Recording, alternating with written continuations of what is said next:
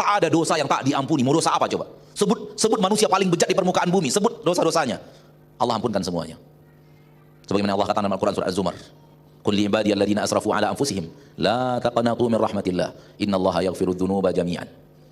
Katakan kepada hamba-hambaku yang melampaui batas dengan menzolimi dirinya berbuat maksiat, la taqnatu min rahmatillah, jangan kalian putus asa dari rahmat Allah. Innallaha yaghfirudz dzunuba jami'an. Allah itu mau mengampunkan dosa semuanya. Semuanya. Jangan pernah ragu. Allah menjamin, Allah ampunkan dosa semuanya. Dosa apa yang sudah Anda lakukan? Jangan ragu, Allah mengampunkan semuanya. Ini memberikan harapan besar, kesuksesan akhirat. Walau hidup selama ini telah diisi dengan hal-hal yang bertabrakan dengan kesuksesan akhirat, pintu masih terbuka luas. Nabi bercerita dalam hadis yang sahih Imam Bukhari tentang orang yang membunuh 100 orang. 100 orang yang sudah dia bunuh. Itu pelaku maksiat tingkat tinggi sudah itu. Orang yang sudah berani membunuh itu pasti melakukan maksiat yang lain. Kenapa? Membunuh itu dosa yang paling membutuhkan keberanian, dosa yang paling membutuhkan mental. Orang tak bermental tak berani membunuh.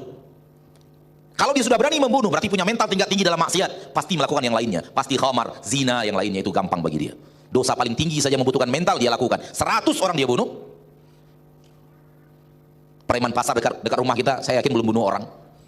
Tapi kita sudah katakan dia preman pasar. Bunuh orang belum pernah. Bagaimana dengan orang yang membunuh 100 orang? Tapi dia benar-benar ingin taubat. Allah terima taubatnya. Nabi yang mengatakan Allah terima taubatnya. Kisahnya mayoritas kita tahu. Dia datang ke orang alim dan bertanya apakah masih ada kesempatan bertobat. Orang alim itu mengatakan ya, tak ada yang membatasi antara engkau dan taubat. Tidak ada yang menghalangi antara engkau dan taubat. Kalau engkau serius ingin taubat, bisa. Allah ampuni dosa-dosamu. Dia bahagia. Tunjukkan saya caranya. Hatinya serius. Ditunjukkan oleh orang soleh. Ini begini caranya. Dan beliau orang soleh itu mengatakan, tinggalkan kampung halamanmu. Di kampung halaman terlalu banyak orang jahat. Dan orang-orang jahat di kampung halaman ini teman-teman kamu semua. Bahkan anggota-anggota kamu semua. Kira-kira begitulah kalau bahasa kitanya. Kalau kamu masih di sini, kamu masih dipanggil orang hebat dan kemudian ngajak kamu khamar lagi, ngajak zina lagi, ngajak ini lagi. Tinggalkan kampung halaman, pindah ke sebelah. Di sebelah itu banyak orang soleh. Teman-teman barumu, ganti kawan. Dan karena dia bertekad, kampung halamannya, sahabat-sahabatnya, biografi hidupnya, histori hidupnya dia tinggalkan, pindah ke kampung sebelah. Di perjalanan wafat, Allah terima. Sampai malaikat rahmat dengan malaikat azab beda pendapat. Kata malaikat rahmat, ini milik saya untuk saya. Dia datang dengan taubat. Kata malaikat azab, enggak, ini milik saya. Dia belum pernah melakukan kebaikan apapun. Sehingga Allah turunkan malaikat untuk menghakimi antara malaikat rahmat dengan malaikat azab. Begitu kata Nabi SAW. Dan datanglah malaikat, Allah turunkan malaikat, ukur kampung yang dia tinggalkan dan kampung yang dia tuju. Ke kampung mana lebih dekat, berarti dia untuk salah seorang di antara kalian. Kalau dekat ke kampung yang dia tuju, berarti milik malaikat rahmat. Ke kampung yang dia tinggalkan, kampung penuh dosa, milik malaikat adab. Diukur oleh malaikat. Allah tabaraka wa ta'ala katakan kepada kampung yang ingin dia tuju, kamu mendekat. Allah katakan kepada kampung yang dia tinggalkan, kamu menjauh. Allah maha bisa atas segala-galanya. Sehingga diukur, ternyata jasadnya lebih dekat ke kampung yang dia tuju, hanya 1 jengkal saja. 1 jengkal saja. Dan dia dipeluk oleh malaikat rahmat. Kita belum tentu malaikat rahmat yang memeluk kita. Belum ada kepastian. Dan ini yang kita takutkan. Walaupun kita sudah sholat, sudah puasa, sudah membaca Al-Quran, sudah sholat tahajud mungkin, sudah bersedekah, sudah bangun masjid, sudah hidup di pesantren, tapi belum ada jaminan yang akan memeluk kita adalah malaikat rahmat.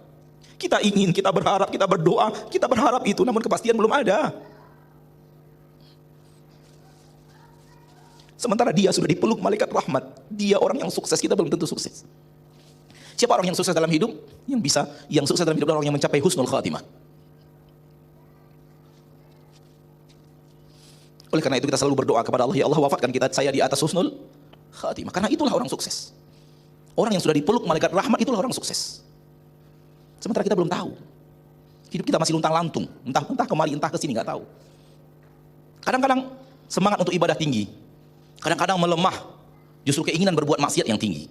Dan itu berlaku untuk semua orang. Jangan katakan tak ada orang yang digoda oleh nafsu dan syahwat. Kalau selagi dia masih manusia, apalagi manusia yang hidup di abad 2000, abad 2001, abad 21, siapa yang tidak digoda oleh nafsu dan syahwat? Semua manusia digoda. Tinggal lagi siapa yang bertahan dengan kesabaran, siapa yang penting kesabarannya runtuh. Maka kita akan wafat. Ingatlah selalu bahwa kita akan wafat. Dan mengingat kita akan wafat, akan memberikan kepada kita hal yang luar biasa untuk istiqomah.